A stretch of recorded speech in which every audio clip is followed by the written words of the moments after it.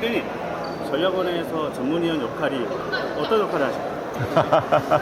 역할이 일단은 너무 다양해서 이 다양한 거를 설명하기가 쉽지는 않을 수도 있어요. 근데 또 어떻게 보면 쉽게 설명을 드릴 수 있을 것 같아요. 두 가지 정도의 키워드를 좀 꺼내고 싶고, 첫 번째는 저희 기관의 이름, 한국특허전략개발원이라는 이름에서 인용을 하면서 말씀을 드리면 좀 쉽게 이해할 수 있지 않을까 싶었고, 또 하나의 키워드는 PM이라고도 불립니다. 전문위원들을 PM이라고 부르는데, 이 PM이라는 단어에서부터 설명을 좀 드리면, 특허 전략 개발이라는 걸 저희는 담당합니다. 특허 전략을 개발한다. 이 개발은 항상 회사의 어떤 생리들을 좀 생각해 보면 마케팅이라는 부분과 연구와의 그 중간쯤에서 조율이 잘 돼서 결국에는 사업화에 용이한 특허 전략을 연구 쪽에서 오는 것들을 개발로 이끈다. 이렇게 좀 생각하시면 좋거든요. 개발자의 마인드가 좀 필요합니다. 개발자가 하려고 한다면 수요자들이 어떤 자들이 좀 될 수 있을지도 좀 고려를 많이 해야 되고, 연구 내용들은 어떤 것일지 고려도 해야 되고, 수요 때문에 연구가 시작된 것도 있고, 연구가 먼저 나와서 수요가 생기는 경우도 있거든요. 그래서 그럼 이런 와중에 특허 전략을 잘 개발해야 되니까 이 두 가지는 반드시 좀 아울러야 되는 것이고, 한편으로는 특허 전략이죠. 그러다 보니 특허에 대한 법률적 이해와 현장에서 일어나는 특허의 상당히 애매한 것들이 많거든요. 되게 주관적인 요소들이 많아서, 그래서 이런 것들을 잘 알고 있어야 하는 거예요. 그래서 결국에는 사업, 연구, 그다음에 특허, 이 개념 모든 것들을 다 좀 아울러서 개발로 이끄는 거에 대한 프로젝트 매니저다가 결국에는 전문위원의 역할입니다. 그리고 이제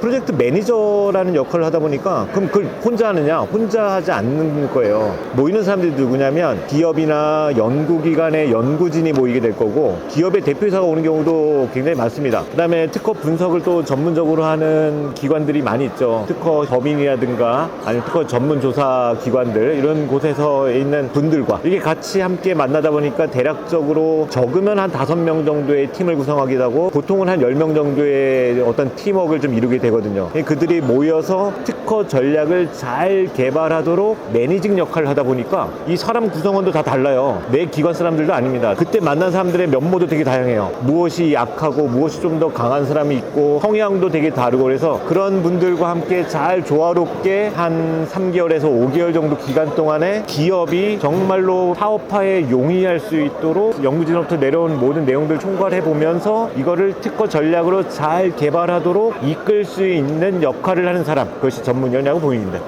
네. 이해가 너무 쉽게 됐어요. 아, 됐나요? 네. 네. 저희가 과제를 하다 보면 협력기관하고 지원기관하고 그리고 이제 저희가 같이 이렇게 일을 하게 되는데, 특허를 가지고 연구를 어떻게 해야 되고 어떤 방향의 연구를 진행함으로써 우리가 사업하는 데 유리한 특허를 확보할 수 있다, 이걸 이제 도출해내야 되잖아요. 그 과정에서 미세한 것들이 상당히 많은데, 지원기관이 이야기하는 내용들을 특허적으로 니즈를 변환시키는 것들, 그리고 니즈를 다시 도출해내는 것들, 이것들이 가장 중요한 PM의 역할이라고 생각하고, 또 하나가 이제 일을 진행함에 따라서 방향성이 조금씩 달라질 수도 있거든요. 특허를 분석하는 과정에 있어서 너무 그냥 분석을 위한 분석이 될 수 있는 그런 과정에 있어서 PM이 인발부함으로 있어서 시사점 도출을 더 적극적으로 할 수가 있고, 그럼으로 인해서 전략적인 부분이라든가 새로운 특허를 도출해내는 아이디어의 도출 목적, 그런 것들이 PM들이 맡고 있지 않나, 그런 생각을 좀 해봤습니다. 오늘 말씀해 주신 게 저희 기관에 지원하는 신입 전문위원들한테 큰 도움이 되었으면 좋겠어요. 감사합니다.